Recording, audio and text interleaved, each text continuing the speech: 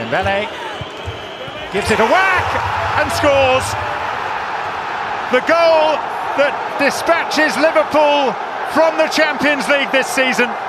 The goal that sends the holders through to the last four for the third year in a row.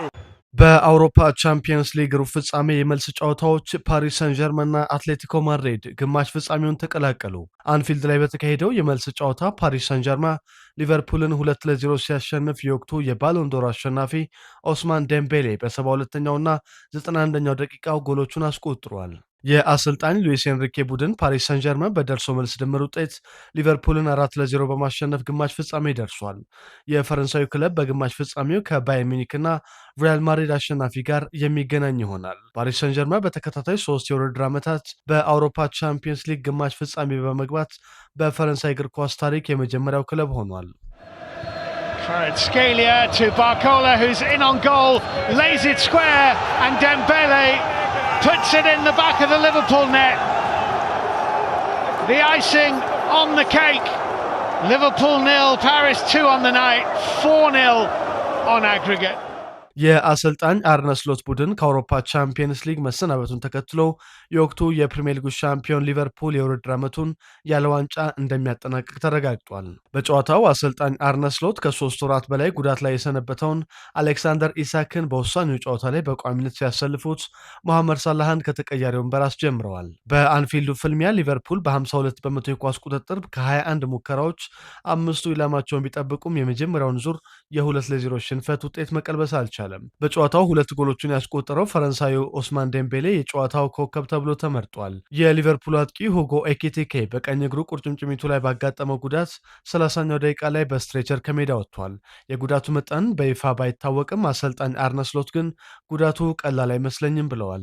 በዚህም ፈረንሳዩ አጥቂ ከቀሪ ውድድር ዘመኑ ጨዋታዎችና ከዓለም ዋንጫ ውጭ እንዳይሆን ከፍተኛ ስጋት ተፈጥሯል። በፓሪስ ሰን ዠርመን በኩል ኑኖ ሜንዴስ እና ዴዚሬ ዱዌ በጉዳት ተቀይሮ የወጡ ተጫዋቾች ናቸው። አሰልጣኝ አርነ ስሎት ከጨዋታው በኋላ በሰጡት አስተያየት ባለፈው ሳምንት 2-0 ብቻ ተሸንፈን ከጨዋታው ከሚገባን በላይ አግኝተናል፣ አንፊልድ ላይ ደግሞ ከሚገባው በታች አግኝተናል።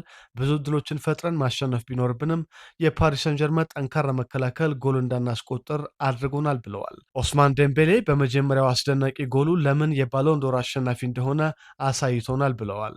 ሊቨርፑል በቀጣይ በመጪው እሁድ በሂል ዲኪንሰን ስታዲየም በመርሲሳይድ ደርቢ ከኤቨርተን ጋር የፕሪሚየር ሊግ ጨዋታውን ያከናውናል።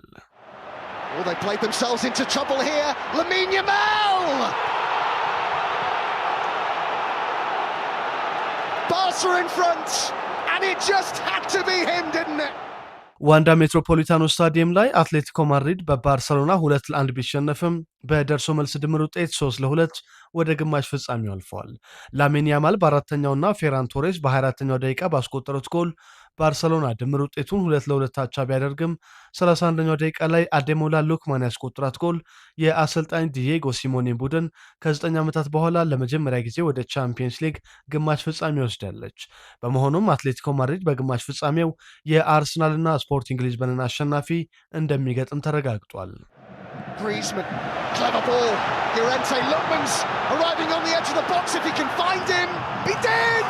And he scored! Lookman's done it! Atletico back in front in the tie. This is amazing!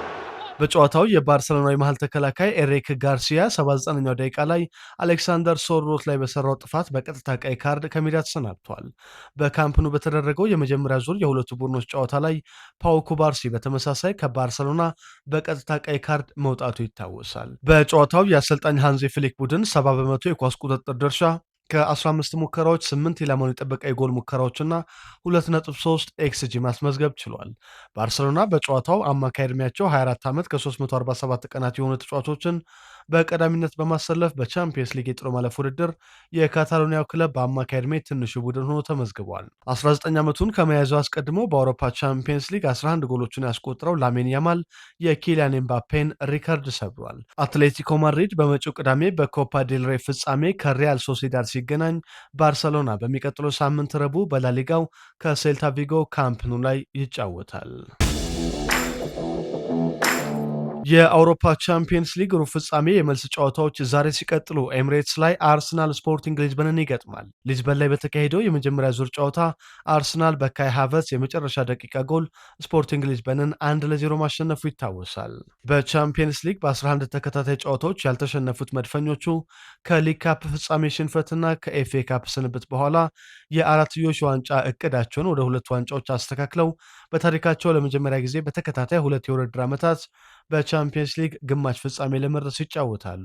በፖርቱጋል ፕሪሜራ ሊጋ ሁለተኛ ደረጃ ላይ የሚገኘው ስፖርቲንግ ሊዝበን በታሪኩ ለመጀመሪያ ጊዜ በአውሮፓ ቻምፒየንስ ሊግ ግማሽ ፍጻሜ ለመድረስ የአርሰናልን የመጀመሪያውን ዙር የ1-0 ውጤት መቀልበስ ይኖርበታል። በአርሰናል በኩል ቡካዮ ሳካ፣ ማርቲን ኦዴጋርድ፣ ሪካርዶ ካላፊዮሪ፣ ጁሪየን ቲምበር እና ዴክላን ራይስ በትላንቱ የአርሰናል ልምምድ ላይ ባለመሳተፋቸው መሰለፋቸው አጠራጣሪ ቢሆንም አሰልጣኝ ሚኬል አርቴታ ግን የተጫዋቾቹን ሁኔታ በተመለከተ ግልጽ መልስ ከመስጠት ተቆጥቧል።